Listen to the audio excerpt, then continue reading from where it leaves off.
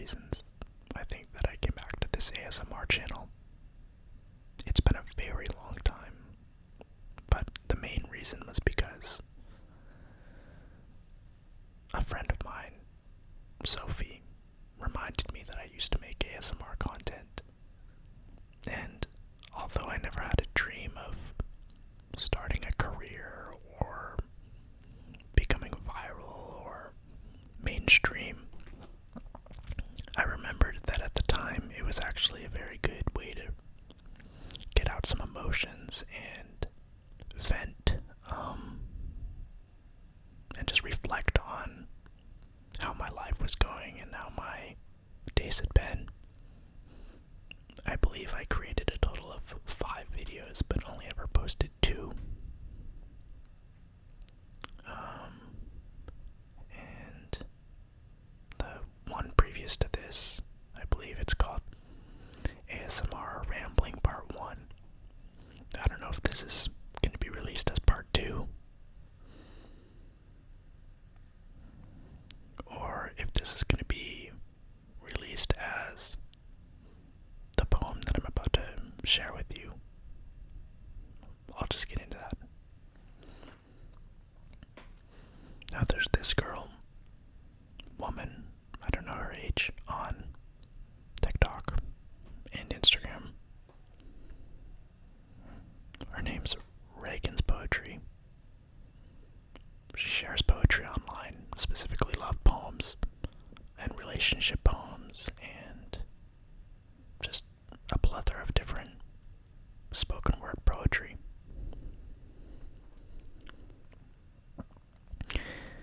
Now, recently, she shared one that really spoke to me, and I'd like to recite it in an ASMR version in a more relaxing manner. Not that she's not already super relaxing to listen to, but rather just as like a repost. But I don't know, just to hear it come from myself. I'm a bit narcissistic in that way. No, I think it's more for me to just get the words and thoughts out there, because they've been resonating with me a lot. The poem is called "Every Second Your Eyes Aren't on the Screen." So I'm going to go ahead and share that with you. And credit to her. She's gotten the recognition she deserves, but she's very talented. And I appreciate the work that she does. I don't know if she comes up with these poems or not, but they are very beautiful, and I'm glad she's spreading the message.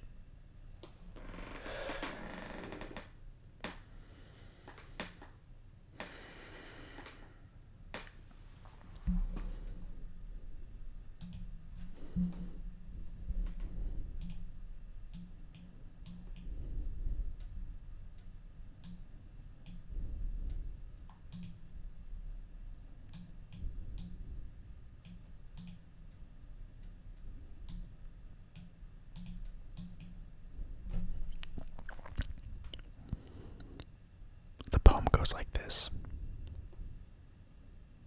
You haven't left your room in days. You don't mind. It's strange. The thought that all you need is your phone and your poems and the internet to feel as if you're okay. But you haven't left your room in days. There's something wrong with that, baby. There's something wrong with the way that every second your eyes aren't on a screen. You're thinking of them. There's something wrong with the way you're afraid of your own thoughts, just because you might remember again. The way you love them, and they left. But you let the time pass, and you never leave, because if you leave your room, you'd have to acknowledge that you're not better yet. You were supposed to have been better by now, right?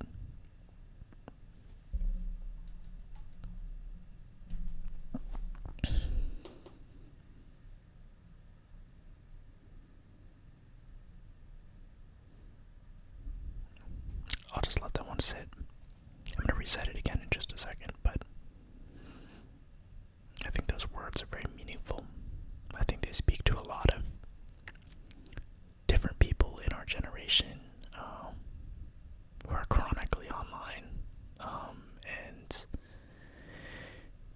use it as a way to escape from getting to the root of our true feelings.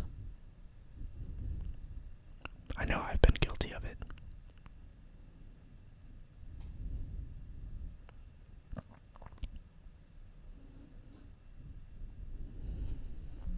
Okay, let me recite that again. You haven't left your room in days. You don't mind. It's strange. The thought that all you need is your phone and your poems and the internet to feel as if you're okay. But you haven't left your room in days. There's something wrong with that, baby. There's something wrong with the way every second your eyes aren't on a screen, you're thinking of them. There's something wrong with the way you're afraid of your own thoughts, just because you might remember again. The way you loved them, and they left. But you let the time pass, and you never leave. Because if you leave your room, you'd have to acknowledge that you're not better yet. You were supposed to be better by now, right?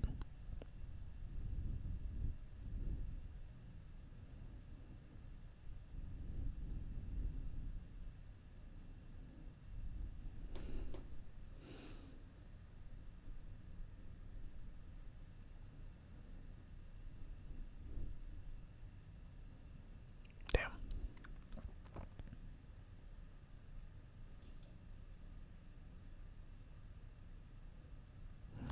They say something like, time will heal all wounds, but there's something to be said about a wounded heart.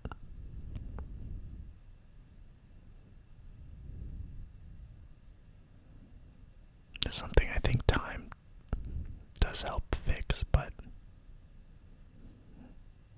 you need to address something more internal. You need to really get to the root of the problem, and you need to figure out a way to come to terms with that person so you don't get stuck in a loop. You don't get stuck every day reminiscing on them.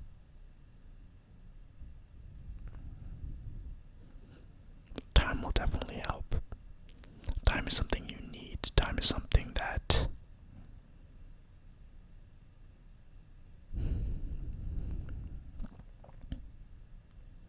let's just say, in order to come to terms with your past and come to terms with the people you loved and lost, that takes time. But it takes the effort, and it takes the use of the time. If you're not willing to take time out of your time to actively think about and resolve something like this, it's going to take a lot longer. That's why I think it's so beneficial to go on like a 2 or 3 day retreat after something significant happens, because I don't necessarily know if it'll speed up the process of resolution, but let's just put it this way. If you have a progress bar of the time it'll take to resolve something in your mind, why would you only spend 10 minutes every day if you need 10 hours to achieve that enlightened state? Why wouldn't you just take 10 hours out of your day now to really relax, reflect, and resolve?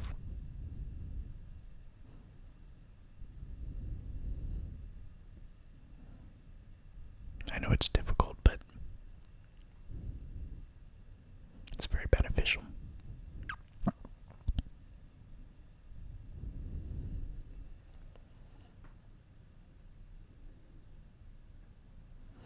Thank you, Reagan, for the inspiration, and thank you all for listening.